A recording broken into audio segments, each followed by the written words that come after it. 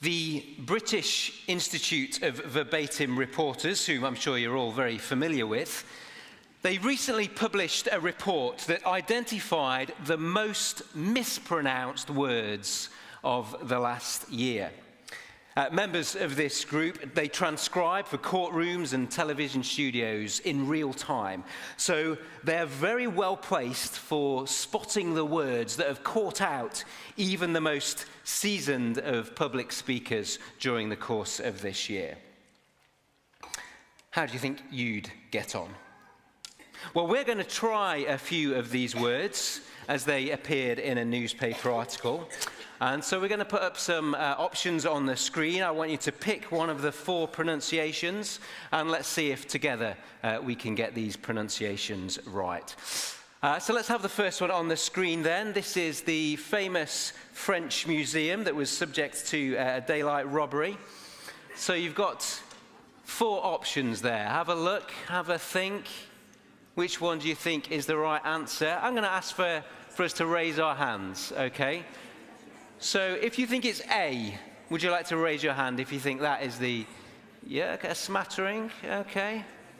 What about B? Raise your hand if you think it's B. 1 or 2. C, let's try C. A little bit more popular. And D. Okay, it's close between C and D. Well, let's have a look to see what the correct answer is then. Let's put that on the screen. It is C. It is Louvre. Now, I'm told that it is very difficult for Anglophones to pronounce, and so, well, at least that's my excuse. Well, secondly, we're going to meet a lioness. This England striker was crowned Young Player of the Tournament in Euro 2025. Her first name is Michelle, but how do you pronounce her surname? Is her surname pronounced A or B or C or D? Have a think. A bit of conferring going on, I can hear. Okay, well, let's raise our hands again then. Who thinks it's A? Who thinks it's A? 1. 2 people thinks it's A. B then, who thinks it's B? 1 or 2, a little bit more popular. C, much more popular. And D, yeah, okay, maybe. Well, I can tell you, or we can show you on the screen, that the answer is, there you go. Apparently the end of the name is more of a nasal sound rather than a hard G. In the UK, however, often the final sound is softened to an N. Well, and finally, this is one product that has made the headlines and featured a lot on social media this year. The final option is, here we are. Okay. So is it Mounjaro? Is it Mounjaro? Is it Mounjaro? Or is it Mounjaro? Okay. Which do you think it is? Hands raised for A. 1 or 2 there. Hands raised for B. And C. And D. Okay, that's fairly evenly spread, that one. Well, the answer is B. Apparently the first syllable is said like the beginning of a mountain, and the emphasis is on the second and third syllables. Well, in the newspaper article, that if you disagree with the answers, don't blame me, blame the Times newspaper, who also said this, from one linguistic expert, they said this: 2025 revealed names, brands, and cultural touchpoints that have tested even the most confident speakers. Many come from languages beyond English, reflecting the UK's increasingly international cultural landscape. Approaching unfamiliar words with curiosity and confidence makes a real difference. Like learning a new language, getting pronunciation right deepens communication and strengthens our connections to the cultures behind the words. Well, in the reading that Kirsty just gave us from John's account of the life of Jesus, we're introduced to an intriguing, and perhaps even for some of us, an unfamiliar word. So this evening, this Christmas time, will we approach this word with curiosity? Will we deepen our understanding? And wherever we are from in the world, I want us to see this evening how in this word we find three things: the word of life, the word of light, and the word of love. Firstly then, the word of life. This part of the Bible starts by saying, in the beginning was the Word, and the Word was with God, and the Word was God. He was with God in the beginning. Through him all things were made. Without him nothing was made that has been made. In him was life, and that life was the light of all mankind. I wonder, did you have any great Christmas traditions in the household in which you grew up? Or have you established things that now you always do at Christmas with the people that you live with in your household? Well, one of my memories from the Christmases when I was a child was the times each Sunday in Advent, in the afternoon sometime when it had got dark, as a family, we'd gather round a simple Advent crown. It was like a wreath with 5 candles on it, and the middle one we lit on Christmas Day. And anyway, each Sunday we'd light the appropriate number of candles, and we'd use Bible readings and prayers that were in a booklet. And one of the weeks we read John chapter 1, verses 1 to 14. We read it through, but then we read it again. And we replaced the term, the word, we replaced that with the name Jesus. And it's a powerful reminder that stayed with me years later, decades later, of who the word is. It's Jesus Christ. So we'd read it and we would say, in the beginning was Jesus. Jesus was with God, and Jesus was God. Jesus was with God in the beginning. Through Jesus, all things were made. Without him, nothing was made that has been made. In him was life, and that life was the light of all mankind. So why then did John, who wrote this, why did he use the term, the word? Why didn't he just say Jesus Christ? Well, that term, the word, it probably doesn't ring many bells for the average person in the UK today. But in John's century, in John's time, in the first century, it would have done. So let's be curious then and learn, and let's see how this unfamiliar term strengthens our connection, how it deepens our understanding. In the original language, it's the term logos, and that word would have meant something to people from a wide variety of backgrounds. People of every culture would have known that phrase, the word, had something to do with God. For Greeks, it would have referred to something like the organizing principle behind the world. For those from a Jewish background, they would recognize the word as being the way in which God communicated to his people in the scriptures, the Old Testament as we would know it. And yet as John introduces us to the word, he makes it clear that not only does the word have something to do with God, he makes it clear that the word is, in fact, God. The Word is an eternal reality who is present at, active in creation. The Word is one who speaks with creative power and to all people without distinction. The Word brings light and life and love. And the Word is no mere power, no mere principle, but the Word is a person, God's Son, Jesus Christ. And in a dying world, Jesus Christ comes in this dying world and offers us life. The one who created, who gave life in the first place, has come to bring us new life. Life that conquers the power of death so that we need no longer be afraid of death. So that when the angels announced to the shepherds, "Do not be afraid. I bring you good news that will cause great joy for all the people. Today in the town of David, a Savior has been born to you. He is the Messiah, the Lord. Do not be afraid." And those words can only be true because Jesus brings life in death. New life that is offered to us through Jesus' death on the cross. Our new life given through him being raised to life by the Father 3 days later.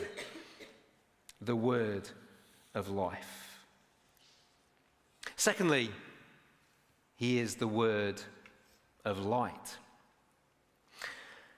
I wonder, what are you looking forward to tucking into on Christmas Day? What are you looking forward to tucking in to eat?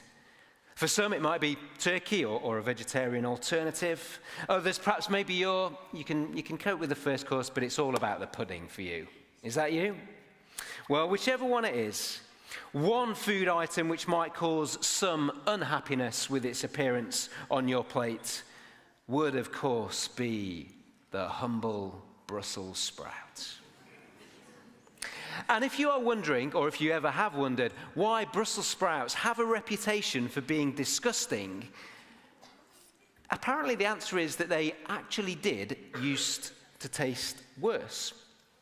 One farmer explains that in the late 1960s, the agricultural industry switched over to mechanized harvesting. And as such, this required a plant that would mature fairly evenly over the entire stem. But the sprout plants that were easiest to harvest with machines, well, they were horribly bitter. And as a result, an entire generation was put off Brussels sprouts. But in the 1990s, a group of Dutch biotechnologists pinpointed the chemical compounds behind the sprout's unsavory taste and set out on a years-long mission to breed a new strain that was both easy to pick and not too bitter. And their success helped catapult the once maligned vegetable to its present culinary stardom. I think that last bit's pushing it a bit, but remember that if you took into your sprouts on Christmas Day, they used to taste worse. Well, that may or may not make a difference to how you feel about what's on your plate on Christmas Day. But far more seriously, this time of year, it does cause us to reflect on what we've had on our plates in our lives this last year, doesn't it? I don't mean that literally, I mean it metaphorically. I don't know if it's a local saying, but sometimes when I ask people, what have you got on your plate at the minute? I don't mean it literally, I mean it metaphorically. It's a way of saying, how are things? And as we look back over the last year, well, for many of us, there have been some bitter times. Some bitter times. Some deep sadnesses. Some dark places. And we see the darkness in the news stories that we get from all around the world, those that hit our headlines, those that don't. Darkness. And we feel the darkness in the stories in which we play a part in our lives, in the lives of those we love. The real story of the first Christmas, well, it happened in the real darkness of life. And it brings real light. Whether that's for the poor and the pushed around in the first century in the Roman Empire, or for the suffering and the struggling of the 21st century world. In Jesus was life, and that life was the light of all mankind. The light shines in the darkness, and the darkness has not overcome it. As the ancient prophecies of Isaiah tell us, the people walking in darkness have seen a great light. On those living in the land of deep darkness, a light has dawned. Well, as you look back on 2025, maybe for you, you feel like you, in this last year, have been trudging in darkness. The bitter taste in your mouth. Well, in Jesus Christ, we see a light dawning on the horizon. So whatever your last year has held, see the word of light that Jesus is. The word of light in your darkness. See how his light shines in your darkness, and the darkness has not overcome it. Jesus is the word of life. Jesus is the word of light. And Jesus is the word of love. John continues at the start of his book, verse 9. The true light that gives light to everyone was coming into the world. He was in the world, and though the world was made through him, the world did not recognize him. He came to that which was his own, but his own did not receive him. The great tragedy is that human beings didn't listen to this word of life, this word of light, and this word of love. And just as our first parents turned away from God in the Garden of Eden, so we have distanced ourselves from him. We became distanced from God, no longer friends walking with him, but enemies at war with him. And yet in Jesus Christ, God came down to live on this world as one of us. Came to live, to dwell with human beings as a human being. And in his love to restore us to God and to restore us to each other. In Jesus we find love that reconnects us to God and to each other. So verse 12, yet to all who did receive him, to those who believed in his name, he gave the right to become children of God. Children born not of natural descent, nor of human decision or a husband's will, but born of God. The Word became flesh and made his dwelling among us. We have seen his glory, the glory of the one and only Son, who came from the Father, full of grace and truth. Earlier this year, the Duchess of Kent, she died, aged 92. She was born in Yorkshire in 1933. She was called Catherine Worsley then, and she was in many ways an unlikely duchess. No untitled woman had married a Windsor in a century, and they married in 1961. And over the years, over the decades, the Duchess pioneered the art of royal empathy. She worked at Westminster Cathedral's shelter for the homeless. She took calls anonymously for the Samaritans, and she scrubbed the floors at a pilgrimage sanctuary. And famously, as one of the pictures shows, she comforted a distraught Jana Novotná who sobbed on the Duchess's pristine white jacket after she'd lost to Steffi Graf in the 93 Wimbledon tennis final. Later, she explained, that's what you do when people are crying. It's a natural reaction. And in 2002, Queen Elizabeth II granted the Duchess permission to step back from her royal duties to teach music at a state school in Hull.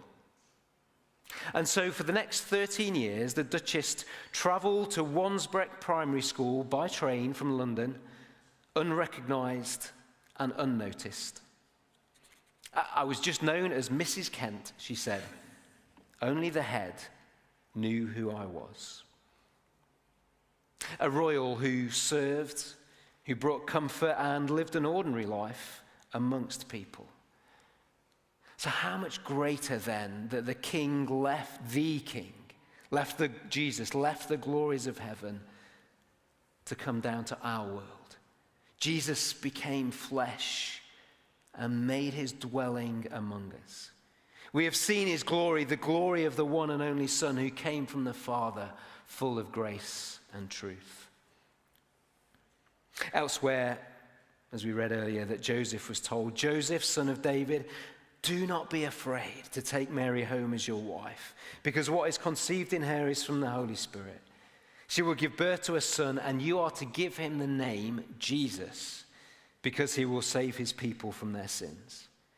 All this took place to fulfill what the Lord had said through the prophet. The virgin will conceive and give birth to a son, and they will call him Emmanuel, which means God with us. The story of Christmas is the story of God with us, Emmanuel. God with us in our suffering and in our stress.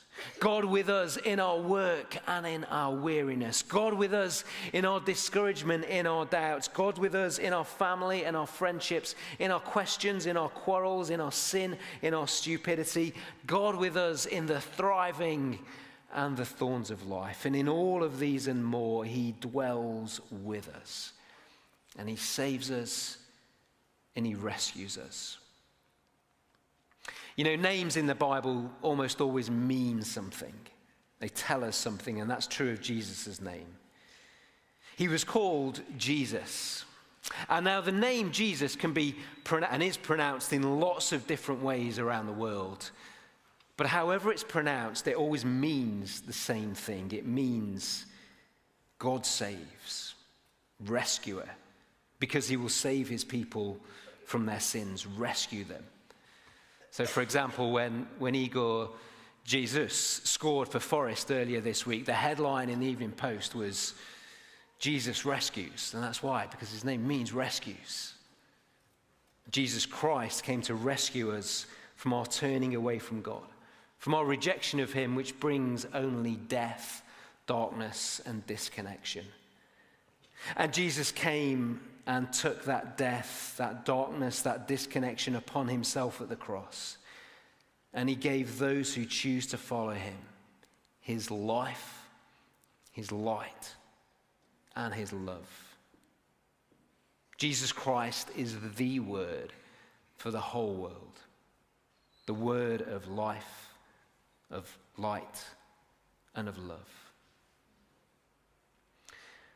So if you're here this evening and this word, Jesus Christ, he's an unfamiliar person to you, will this Christmas time, will you come to him with curiosity? And will you find, like so many of us here who follow him, find confidence? Perhaps you've seen nothing but death in recent times. Then see the life that Jesus Christ brings. Or if this year you have felt shrouded in deep darkness, then bathe in the light of Jesus Christ. Or if you sensed an inescapable disconnection, then come to Jesus, who in his love restores us to God and to each other. Jesus Christ, the word of life, of light, and love.